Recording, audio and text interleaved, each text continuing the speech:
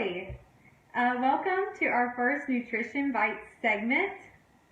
My name is Kate Watts. I'm a registered dietitian nutritionist.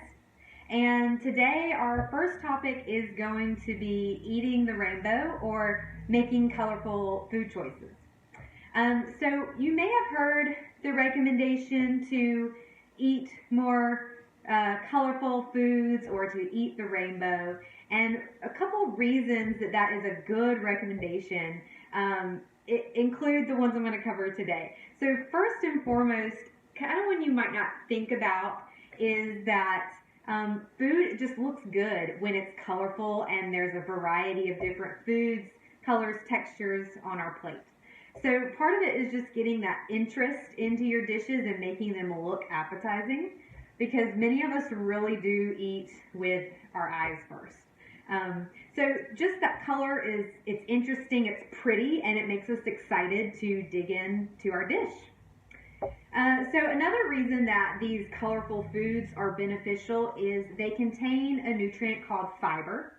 And you have probably heard all about fiber. It is marketed for its benefits for our digestion and keeping us regular.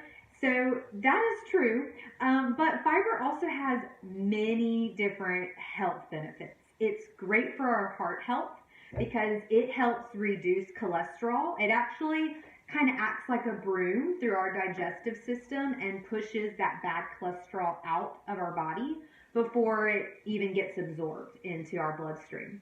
So it's great for heart health and cholesterol management. It's also really good for blood sugar management.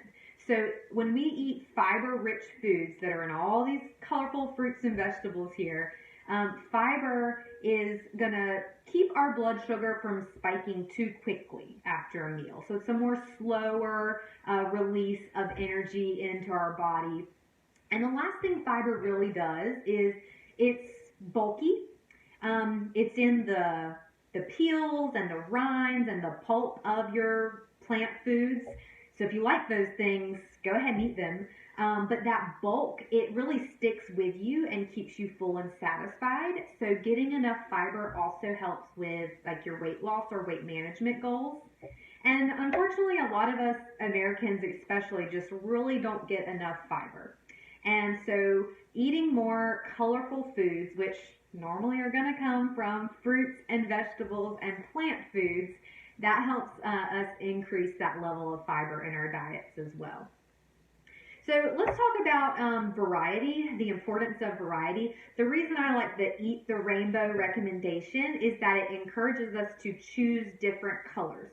And just by focusing on color, we can really increase the variety in the types of foods that we choose. And variety helps ensure that we're getting all the nutrients that all these different types of foods have to offer.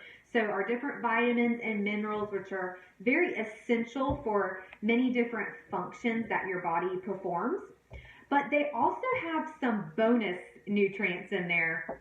And these we call our functional foods that have additional healthy compounds that our body doesn't need per se, like a do or die kind of function for our cells, but they provide awesome extra benefits for fighting off disease and keeping us healthy as we get older. And we call these phytonutrients, and they're nutrients from plants. Phyto actually means plant. So these plant nutrients are abundant in these colorful foods, and in fact it is those phytonutrients that give the foods their color. And the deeper, darker, more vibrant color, the more powerful the nutrition inside of that food. So I'll kind of take you through some of these on my rainbow board here. So if we start with the red group, these foods get their color usually from lycopene. That's the compound inside of them, and it's really great for heart health. There's also been research that it helps reduce risk of prostate cancer and general immunity and cell health. It's really good for that as well. When we get to our orange and yellow family, this is probably the most popular or well-known phytonutrient, and that is beta carotene. You've probably heard of that one. It's what gives carrots and sweet potatoes their orange color, and our body turns it into vitamin A. So those orange and yellow foods are really good for your eye health, your skin health.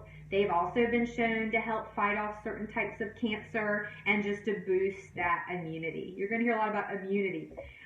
They're also, all of these foods are really great anti-inflammatory foods as well, from that phytonutrient action. So as we go into the green foods, the green family, especially the darker, leafier greens, which I don't have as many of them here, but spinach and kale and Swiss chard, those dark leafy greens, those are our nutrition powerhouses. They actually have the most nutrition per calorie in those dark green foods, and they're really great for detoxifying our bodies. And this would also include your green lettuces and your broccoli.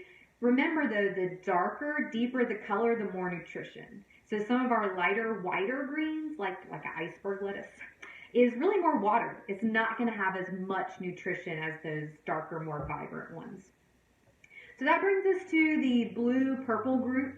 And these are really our powerful antioxidants. They are great anti-aging foods. They help improve memory. They help with healthy aging and also immunity.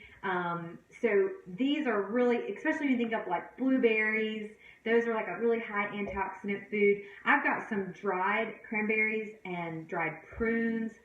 Those are some easy ways to throw into trail mix or into snacks and have on the go to get some of those blue and purple foods into your diet.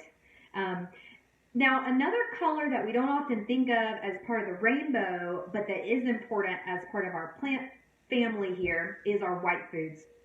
So we've got onions, garlic, mushrooms. These are really awesome for preventing disease and fighting off getting sick. So I actually had one dietitian friend say, well, yeah, if you're eating a lot of onions and garlic, no one's going to want to be near you, and so you're not going to get their germs. It's going to keep you from getting sick. So there may be something to that. I know that garlic smell can be pretty strong, but actually it's the compounds in these foods that really help boost your body's own immunity and keep you from getting sick. And I know there's never really been a more prevalent time to really focus on keeping our germs to ourselves and keeping ourselves healthy. So I love using these white foods, especially onions and garlic, to flavor up your dishes, in addition to, like cauliflower and your regular old potatoes and stuff like that. They have that good nutrition in there too. So how can we be sure that we are eating the rainbow and making these colorful food choices and getting enough of the awesome benefits from these plant foods? The recommendation is to get 4 to 5 servings of fruits and vegetables each day. And so that may seem like a lot, but it's a little easier to get these servings than you may think. For a fruit, something like the size of this apple, about the size of a tennis ball, that is a serving. For cut pineapple or melons, 1 cup. Same for berries, 1 cup is a serving. These dried fruits, you only need 1 to 2 tablespoons because they're nice and condensed. That nutrition's all packed in because we've gotten rid of the water and the bulk there. So those are your servings for fruit. For your vegetables, it's 1/2 cup cooked vegetables is a serving. So if you're eating 1 cup of green beans with your dinner, that's actually 2 servings of vegetables. And then your raw vegetables are 1 cup is a serving. So if you have a big entree salad with some greens and some raw vegetables, if it's 2 to 3 cups, that's actually 2 to 3 servings of vegetables that you are getting there. So an easy way, if you're not measuring out or counting your servings through the day, an easy way to make sure you're getting enough of these foods is to try to fill half your plate with colorful fruits and vegetables when you sit down to each meal. And then balancing that with our less colorful foods, the carbohydrates, the grains and starches, and our protein foods and our dairy foods. And then choosing these foods for snacks. A lot of them are great grab and go, apple, bananas, raw veggies. Maybe find a yummy dip that you like to have those for snacks. That's a way to increase your vegetables. For me personally, keeping these just on hand all the time so that I can get creative, and if I'm following a recipe and I want to throw in an extra colorful vegetable, I have it.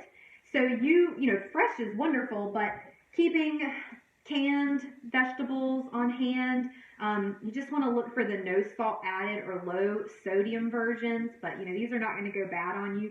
Canned fruit is okay. Just look for it packaged in its own juice, not in those syrups that adds a lot of added sugar. And frozen is an excellent option for keeping your colorful fruits and vegetables on hand. I love frozen berries to throw into smoothies or to make up a quick fruit salad. Also, your frozen veggies,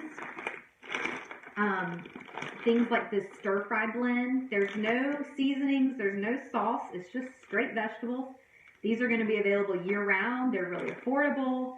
I love like a pepper and onion blend that I can throw into stir-fries or omelets, and you get a lot of color, but you get a ton of nutrition. So I'd love to hear from you. Leave me a comment if you're watching, how do you include color in your favorite dishes and family meals? And what's your favorite colorful food? Mine's actually not here. It's strawberries. That's probably why it's not here, because I've eaten them all, but I love strawberries. So what is your favorite colorful food, and how do you include that in your diet throughout the week? So thanks for joining me today. I hope you join me next month. We're going to be doing this every third Thursday of the month at 2 p.m. And next month we will be talking about the DASH diet, which is dietary approaches to stop hypertension. So if you're monitoring your blood pressure, or you're managing your hypertension, or you just want to learn about another healthy eating style, I look forward to you joining me next month for that one. Okay, thank you guys.